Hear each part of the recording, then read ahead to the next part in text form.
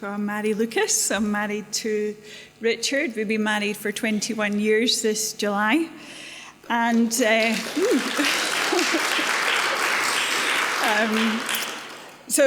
me and Richard, people often say that we're polar opposites. We're very, very different. And one way that we're very different is that Richard just can't cook, won't cook. I would say like the programme, the name of the programme was possibly inspired by Richard. He just can't cook, won't cook, whereas I'm a cookery teacher. Another way that we're quite different is our family. So Richard comes from a very stable family. My background was quite different. I grew up through 2 divorces, and by the age of sort of 15, I was a bit of a wreck, really. So by the age of 20, I would say I was just heading into a darker and darker place. And I was at Edinburgh Art College, and I fell pregnant and had an abortion at the age of 20. That abortion was actually in Chalmers Clinic. Backtrack a little bit. One of the ways that we're very different, me and Richard, is just that Richard is a planner. He's a strategizer. He's always planning down the road. He's got plans, and he makes them happen. With me, life kind of happens. It's just like events happen and things sort of land in my lap. So I was going to talk about the 40 Days for Life Vigil, and that's one of the things that has kind of landed in my lap. But just going back to the start of the Scottish Family Party, that was sort of 2016, Richard started to work on it. And I started to think, how could I help with the party? And the obvious thing would be the pro-life work, because of my experience of having had an abortion. And I started to sort of dip my toe in it, and there was just a real sense of, yes, this is what I'm meant to do. So bit by bit, I would just go forward. I was learning more about abortion. I didn't really know an awful lot about abortion at the beginning, but bit by bit, I found myself involved in more and more things around the pro-life area. And in sort of 2020, I was asked to take part in 40 Days for Life, which is it's a prayer vigil outside the abortion clinic. We stand outside, maybe 2 of us, 4, 6 people just stand and pray outside the abortion clinic. And as I say, it just landed in my lap, really. And the next year, I ended up coordinating it. And the very first day I was there, it was in September. It was a really grey day, absolutely grey, cold day. And as I stood there, I was just like, why am I here? I didn't really know why I was there. And through that 40 days, that was the kind of question I just kept asking, why? Why do we do this? And somewhere along the way, the answer came, and it was just simple.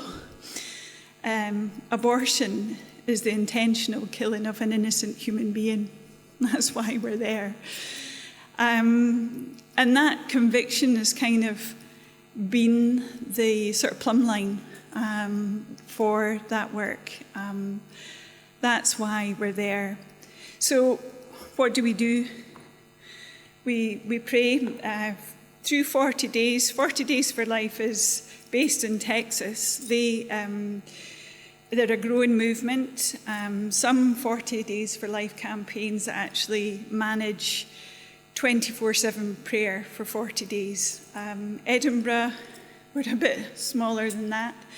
So we'll maybe manage an hour of prayer, or 2, 3, 4 hours of prayer. This year we managed a bit more than last year, so we're growing. We've got more volunteers than last year. And we actually managed 39 out of the 40 days to have a presence there, which was amazing. We literally stand opposite the clinic, and we have placards. So I'll just talk about the placards. This is the official 40 Days for Life placard. It's quite in your face. It's American. I think Americans are generally sort of more in your face about these things. So it tends to trigger people.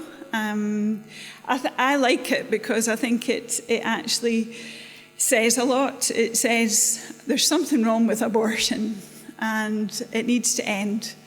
And that God's got something to do with that. We need a miracle for it to end. So I kind of like it. As I say, it does trigger people. This one, you won't be able to see it, but it's got some funny little folds in it because somebody got hold of it and scrunched it up and put it in the bin last year, but I did rescue it out. So we lost several placards this year. People do react quite strongly to what we're doing.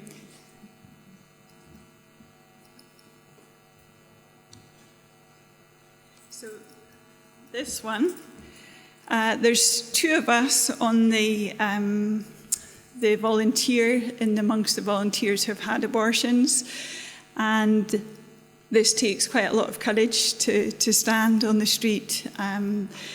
It does.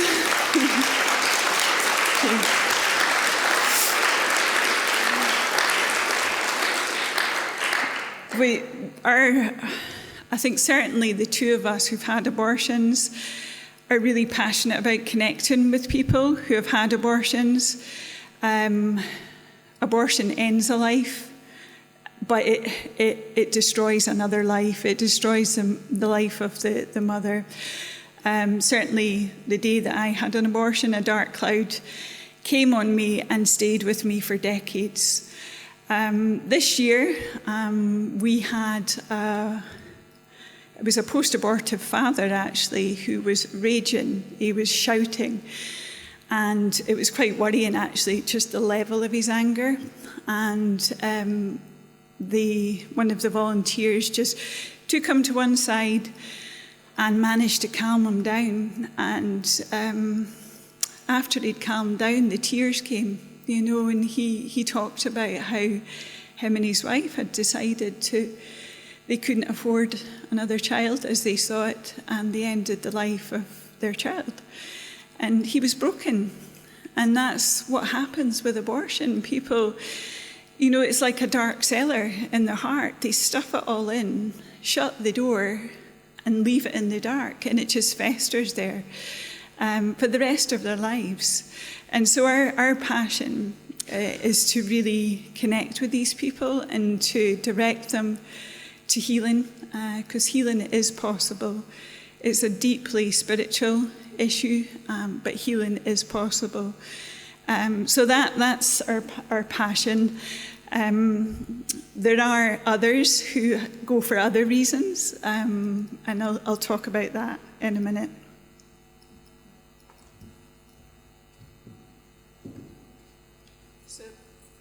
This is actually my favourite placard, and I think, again, it just says a lot. Science has proven that life begins in the womb from conception. That message hasn't got through, that truth hasn't got through. That needs to happen. We, as pro-lifers, we're on the side of truth. It's just a matter of time. Some people don't want to know the truth.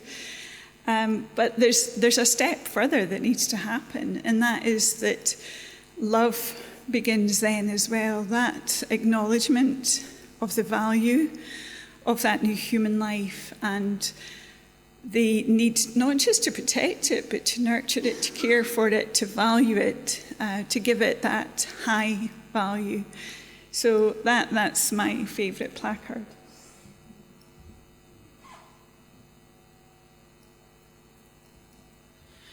So what's it like on the Vigil? It's, I would say, when people ask me, I say, it's heaven and hell. It's wonderful in some ways, just standing, praying. You really do feel that you're in a war zone. You're in the front line, and there's a lot of people here who've been involved in the Vigil. They're nodding. The volunteers are amazing, and just being together in that battle zone is incredible. There's a lot of joy, believe it or not. We pray. We had, I think, an example of that was just a couple of weeks ago. Could I have the picture of the rainbow? Oh, that's it. Yeah. So this day was just unbelievable. It was pouring. It was cold. It was blowing a gale. And we just sang. We were singing in the rain, singing all sorts of hymns, and it was just wonderful. And then the sun broke out, and then the rainbow came. And it just framed us. And the lovely thing is that people were taking pictures of the rainbow with our placards in it because, we were right underneath it. So, that's a real example of the kind of a heavenly moment, really. The kind of hellish stuff is the abuse is just unbelievable. I would say it's 90% abuse at the Vigil. We get told, shame on you, you're disgusting. We've had quite a lot of intimidation this year from the school kids. There's a Catholic school just down the road, so with 800 children. And we've had food thrown at us this year. That's quite tough. It's just foul language. Generally, it tends to be men who are extremely aggressive and quite frightening, actually, just the sheer rage and aggression. Women tend to be much more sort of condescending, and sort of we get accused of being from The Handmaid's Tale, or trying to take women back to the 50s, or traitor to our own sex. So we sort of have it from all angles. But one of the lovely things is you get these little secret thumbs up from a car going past. People just want to register their approval, but they don't maybe want to make it that visible. And that really helps. It's lovely.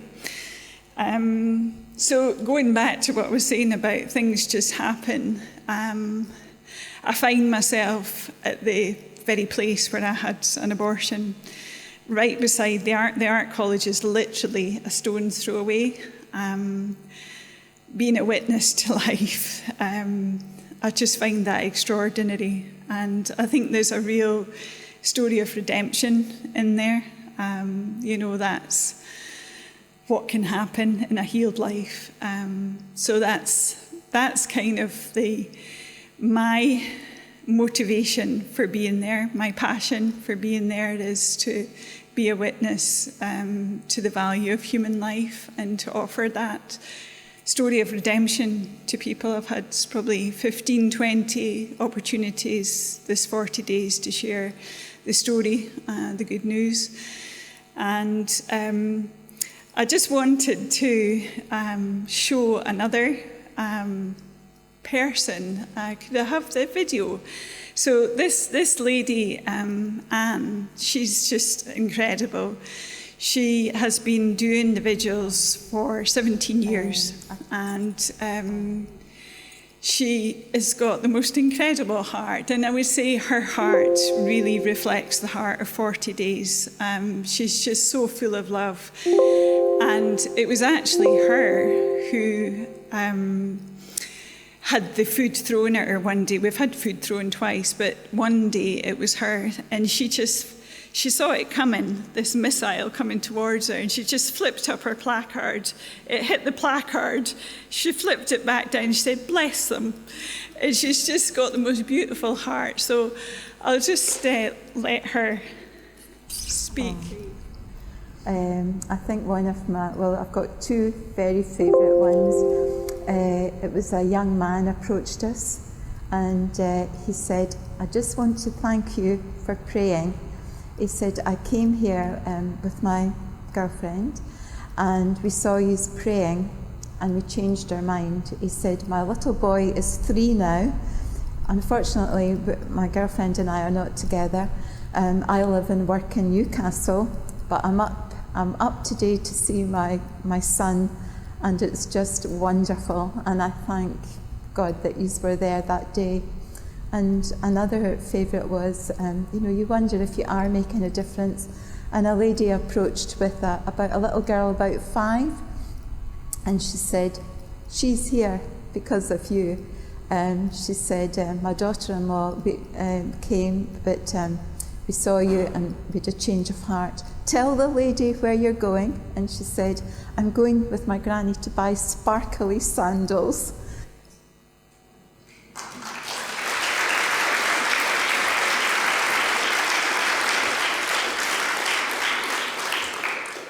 So that's Anne, and her motivation is really very much for the babies and for the mums to be. She's just got a lovely heart. I think that's a picture of us on the last night of the vigil, which was just last Sunday actually. There was 28 of us came out and just stood silently with candles for that last hour, and it was amazing.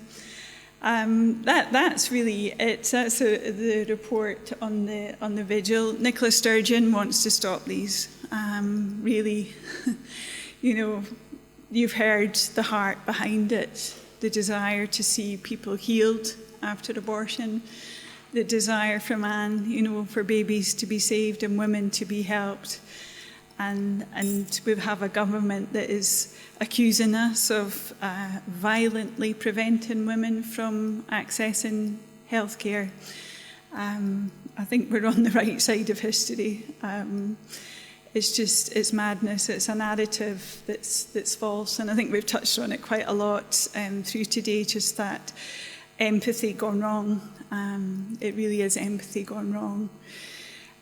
Just before I finish, I'm going to hand over to Paul Atkin, who is, he's going to talk a little bit about the vigils, because he does this amazing work of, you will probably have seen all the fake news about the vigils, and Paul has a site called abortionvigils.scot, where he does fact-checking on the reports, and he also does freedom of information requests from the police and the NHS to get the true facts on what's happening.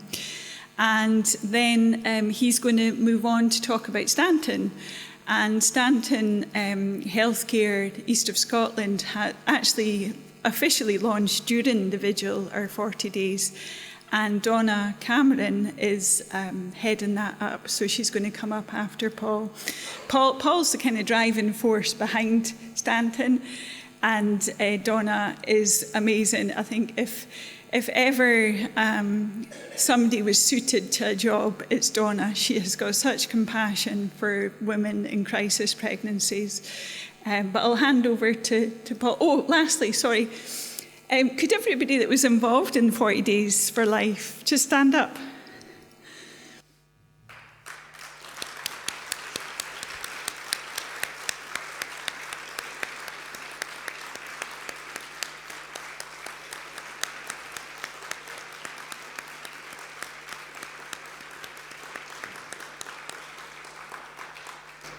Thank you, Paul.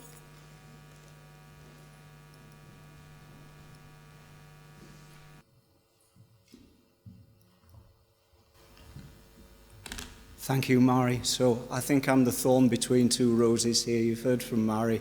Donna's coming up next.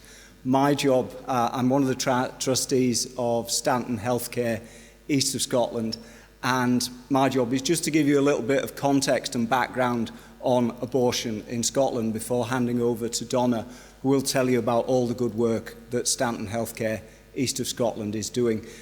Just in terms of names, you notice we brand it as She Pregnancy Support, because we started as Stanton Healthcare East of Scotland, which is an accurate description, and then we saw the acronym and we went, oh, we're having that, SHE, definitely. So it's She Pregnancy Support. We're open in Edinburgh. We're already providing support to women in unexpected pregnancy situations. But that's what Donna will tell you about.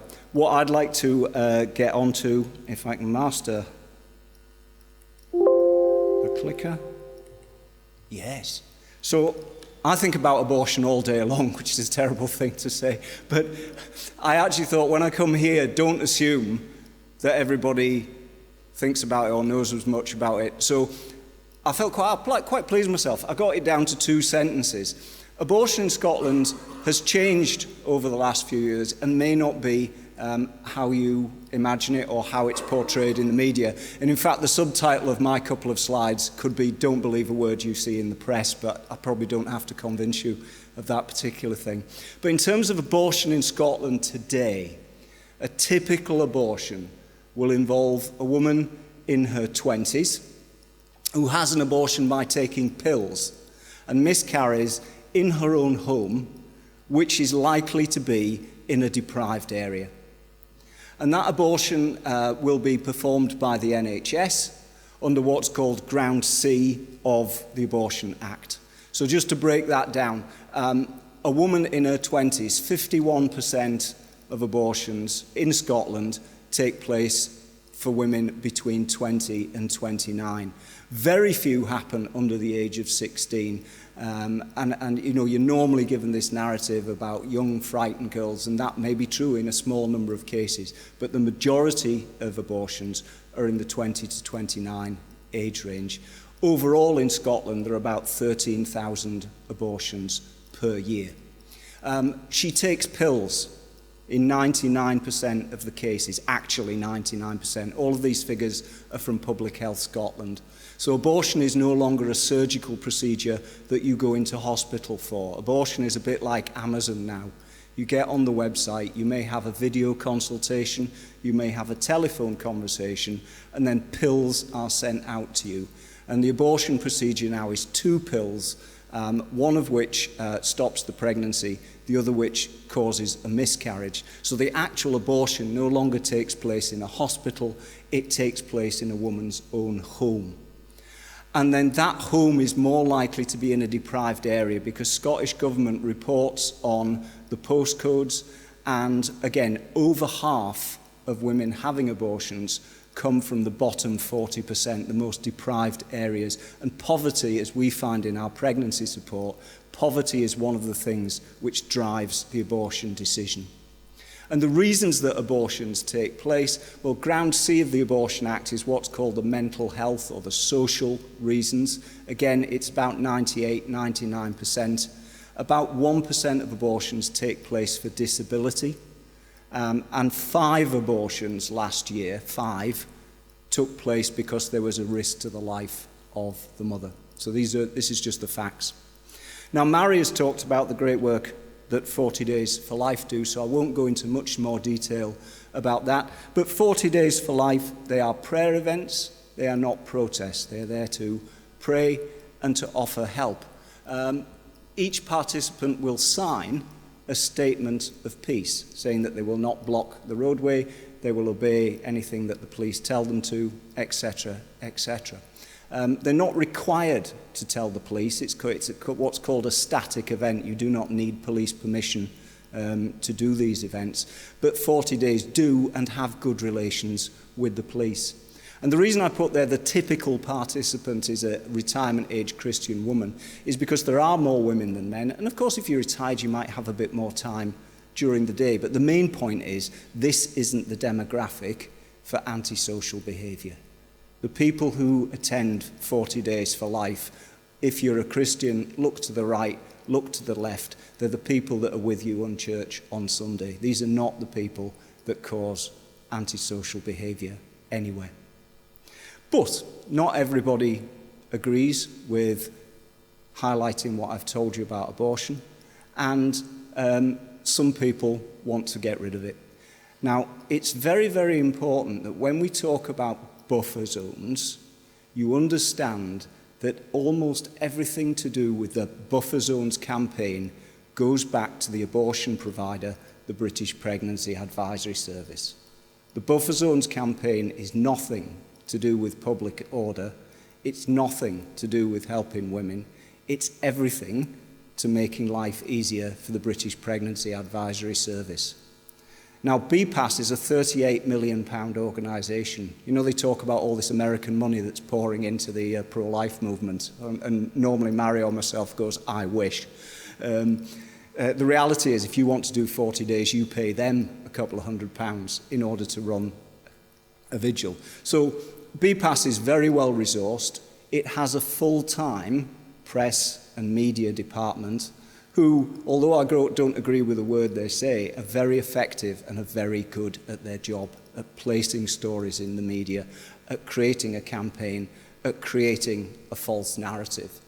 And they also coordinate the group Back Off Scotland. So when you see somebody on the TV or in the newspapers from Back Off Scotland, all the way back to BPAS, who are based in England and actually have no clinics and no services in Scotland. Because what they want to do, of course, is it's the usual thing around the jurisdictions. If you can get something, the law to change in one jurisdiction, you can piggyback it into the others. Okay, so everything leads back to an English abortion provider with a concerning safety record. 3 of their clinics were rated as inadequate last year. I had a look on the Care Quality Commission yesterday, and of the 18 clinics that the Care Quality Commission had rated, 10 of them, 10 out of 18, were rated as requires improvement. So this is not an organisation that should be giving anybody lessons in how to treat women and how to deal with them well. Okay, so it's very important to understand this. It's about normalising abortion. It's not about protecting women. You know that phrase, abortion is healthcare. That's what's trying to be established here. And then, of course, in the Scottish Parliament, Gillian Mackay, a Green MSP, has proposed this bill. And one of the things that Gillian wants to criminalise is what she calls persistently, continuously, or repeatedly occupying a safe access zone. In other words, being within 150 metres of an abortion clinic. That's all you have to do. You don't have to hold a placard. You don't have to say a prayer. You just have to be there. Now, you can think about the implications for this for all sorts of public events, but that is what wants to be criminalised. And it's 6 months for the first offence, and then 2 years in prison and a fine for the second and subsequent offence. Okay. Now, the problem with this is you will see a lot in the papers. And a lot of the time you will look in the papers, you'll read the Edinburgh Evening News, where it says, pro-lifer attacks vulnerable young woman with a chainsaw. And you go, oh, that's terrible. Because that's what you do. And the first thing you think is, that mustn't happen, we've got to stop that. Whereas I'm a bit more cynical. I go, what kind of chainsaw was it? Have you got a picture? Because everybody's a photographer these days, aren't they? You haven't got a picture. Okay, what day was it on? You don't know. Okay. BPAS just pump out these stories. The newspapers will put it in quotes and they will just print it without scrutiny. So there is lots and lots and lots of stories, but when you start to dig and ask who and when and why, it kind of fails. There is not much reliable evidence. Some of the allegations are proven untrue. There is a lady in Glasgow who's one of the BPAS, the Back Off people, who said she turned up at 7 o'clock in the morning. There were 15 to 20 protesters, and she had to push her way through them to get to the hospital. The reality is the vigil doesn't start till 8 o'clock. I'm sure Mairi would be delighted if 15 people were there at that time, but there isn't. And the vigil in Glasgow stands on the opposite side of the road with its back to a fence. So it's be impossible to push through them. You'd be looking at the fence if you did it. But again, the media don't look into this detail. They just print what they're told, stick it out, and that's a story. Okay. So what I've done a lot of, every 6 months, I write to the police, I write to the NHS, because, of course, harassment and intimidation are criminal offences, and I say, tell me all the offences that you've got on record. And the NHS have to log disruption to services, so I tell them, how many have you got? Every time the answer comes back, we don't have any indication, we don't have any record of any offences. So nothing is happening. Right? So it's disproportionate, it's not necessary, and there's no evidence. The website to have a look at, Mairi very kindly mentioned abortionvigils.scot. There's a lot of fact-checking, there's a lot of FOIs on there that you can download. And also there's a group called Compassion Scotland who've done similar work and have got similar information to corroborate what I'm saying. So don't believe a word you see in the papers. Vigils are peaceful. The purpose of buffer zones is really to criminalise the pro-life movement so that they can decriminalise abortion. Thank you.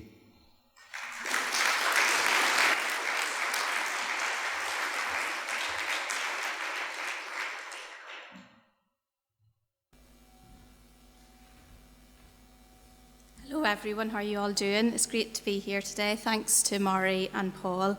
I've got my notes here in front of me because I've got a lot to go through. My name's Donna Cameron. I'm a native of Northern Ireland and I've been living in Scotland for about over 20 years. Do you want to go cut that down a wee bit? Thank you. I'm a wife and I'm a mother of 3 young children, so I have children in the school system as well. I'm also a teenage pregnancy. And my sister had 2 unexpected pregnancies at university as well. So I think that's where my passion comes from the pro-life movement. You know, I'm thankful to my mother, not that she ever considered abortion, but it was obviously difficult for her being so young. So as Mairi and Paul have mentioned, we have opened a pregnancy support service in Edinburgh and it's called She, which is actually quite a good name to have in these times. We're a support service. And the foundation of our charity is built on the advancement of the philosophical belief in the existence and equal value of human life. And that's really what it's about to be in the pro-life movement, to value that right to life. You know, it's the fundamental right to all of our other rights, and it's even stated in the UN Declaration, Article 3, and if you read it, you'll know what I'm talking about. You know, we do have laws in place to protect the weakest among us. And who are the weakest among us? It's our children, whether in the womb, in our homes, and in our schools. And we are the voices, we should be the voices, and we have a duty to protect our children and really to support women in these difficult circumstances. And that's what our pregnancy support service is all about, so that women have more choices to choose life. Not one choice, choices, because we need choices to make an informed decision, to continue their pregnancy and parent. The right to life is simply not a right for the fortunate, the planned, and the perfect. It's a human right. And I think we talk about human rights, and if you ask anyone, do you believe in human rights? They will say, yes, I do. But in our society, do we really believe in human rights? Because if we did, wouldn't it naturally follow that we do believe in the equality of life beginning in the womb? All of our human development actually began in the womb. And I just want to ask you for just 2 seconds just to hold up your hand and look at your fingerprint. Your fingerprint was formed at the 10th week of pregnancy. And in the 17th week of pregnancy, which is about halfway through your mother being pregnant, it was set. It's your blueprint. It is your uniqueness. It's the fingerprint that identifies you apart from billions of other human beings. And I think people forget that. So at She Pregnancy Support, we help women in unexpected pregnancy situations. Our services are free of charge and non-judgmental, because we know sometimes women feel like they have no other choice. We want to be that beacon of light to offer emotional and practical support in our cities, towns and villages. I could talk all day, and you won't want me to do that, about the ins and outs of what we do, but I really think it's important to hear it from the perspective of a woman that we have actually supported, because we do offer a lot. We have maternity, baby supplies, big ticket items, tailored antenatal support, breastfeeding support, and we really help women navigate the benefit system, help with travel and appointments as well. So I'm going to quickly share a story from a woman that we helped with her permission to tell you her story. So her name's Kesha, and she was introduced by She Pregnancy Support in May 2022. So she arrived to Edinburgh from the Ukraine. She said, quote, "It was a stressful being pregnant with my husband still in the Ukraine. I was introduced to Stanton Healthcare at the end of May. Donna, being me, brought me a lovely present of chocolates and an orchid. I remember thinking it was such a lovely gift.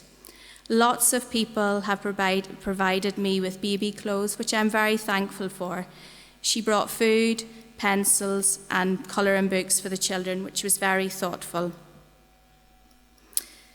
As my pregnancy progressed, Donna took me shopping for essential things that I would need for the baby, as well as other items. She helped me with my birth plan, and I was just really thankful to be able to have my baby at home as well. I was also provided with a starter pack, because every woman that we support gets that. And she provided us with all the essentials and little presents for my children too. Donna would meet me, and we would go together to the park and just play with our children nicely. It was just great to have her. I don't feel alone. So that's really what we're about, is supporting women in these crisis situations. So really, why do we need this service? How can you support Stanton Healthcare and make sure that our doors stay open for the foreseeable? Well, you may know women and families who need support during pregnancy. So you can contact us via our website. There's brochures and little cards like this that are actually all over our churches in Edinburgh, and hopefully clinics as well, because really, if it's about choice, women should have all the choices and know where the alternatives are. You can support us by volunteering. Donations are always welcome. We are 100% funded by ourselves, by very generous people in our local communities. And you can visit us if we're in Edinburgh, we're in Home Street in Edinburgh, so you can come and welcome anytime. It's about keeping our doors of hope open. With this vital support, we hope more women in our cities, towns and villages feel that they can choose life, have hope and joy in motherhood, just like Kesha, that they don't feel alone in these difficult decisions. I believe, just like you all here today, we're all here for a reason. We do need to take a stand. We do need to have courage. I always say, "Do Not Afraid" was written in the #1 best-selling book for a reason. And I believe Scotland needs each and every one of you. The Scottish Family Party needs you. Stanton Healthcare needs you. But most of all, our children need us. So have hope, because love will always conquer and truth will always prevail. Thank you.